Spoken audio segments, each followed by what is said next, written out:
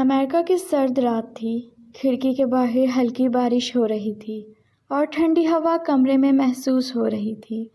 ماہنور کو ہلکی سی سردی لگ رہی تھی۔ وہ صوفے پر بیٹھے اپنے ہاتھ کو سمیٹ کر بیٹھی تھی۔ تم ٹھیک ہو؟ اذلان نے فکر سے پوچھا۔ ماہنور نے آہستہ سے کہا، بس تھوڑی سی سردی لگ رہی ہے۔ اذلان فوراً اس کے پاس آیا۔ اس نے کمبل اٹھایا اور دونوں کو اس میں لے لیا۔ ماہنور ایک لمحے کو چونک گئی، مگر پھر وہ اس کے قریب سکون سے بیٹھ گئی۔ اب بہتر ہے؟ اذلان نے نرمی سے پوچھا۔ ماہنور نے ہلکی سی مسکراہٹ کے ساتھ سر ہلایا۔ ہاں، اب ٹھیک ہے۔ اذلان نے اس کے ہاتھ اپنے ہاتھ میں لے لیے۔ تمہیں سردی لگے اور میں دور رہوں، یہ ممکن نہیں۔ ماہنور کا دل اس بات پر اور نرم ہو گیا۔ وہ آہستہ سے اس کے کندھے پر سر رکھ کر بیٹھ گئی۔ کمرے کی خاموشی، بارش کی آوازیں اور ان کا ساتھ، سب کچھ ایک خوبصورت لمحہ بن گیا۔ اگلے دن اذلان نے کہا، آج تمہیں ایک خاص جگہ لے کر چلتا ہوں۔ ماہنور نے حیرانی سے پوچھا، کہاں؟ اذلان نے مسکرا کر کہا، پانی کے کنارے۔ ایک بہت خوبصورت جگہ ہے۔ کچھ دیر بعد وہ دونوں ایک خوبصورت واٹر فونٹ پہنچ گئے۔ پانی پر سورج کی روشنی چمک رہی تھی۔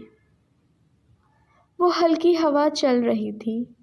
ماہنور نے آج ایک خوبصورت سا ماڈرن ڈریس پہنا ہوا تھا۔ وہ پہلے سے زیادہ کانفیڈنٹ لگ رہی تھی۔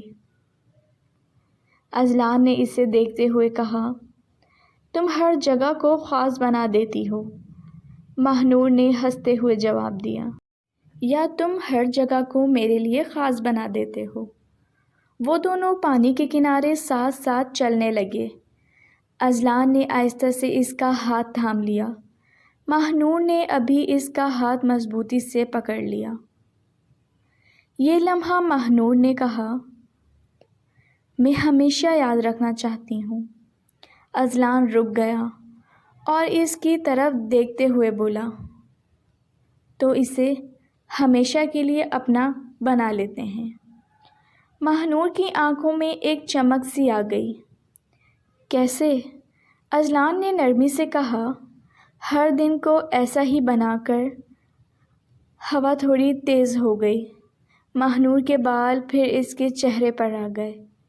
اذلان نے اسے ہٹایا نہیں اور کچھ لمحوں کے لیے بس اسے دیکھتا رہا۔ تم میرے ساتھ ہو تو مجھے کچھ اور نہیں چاہیے، اس نے دھیرے سے کہا۔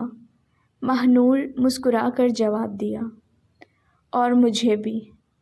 اس دن پانی کے کنارے انہوں نے صرف وقت نہیں گزارا بلکہ اپنی یادوں میں ایک نیا باب لکھ دیا۔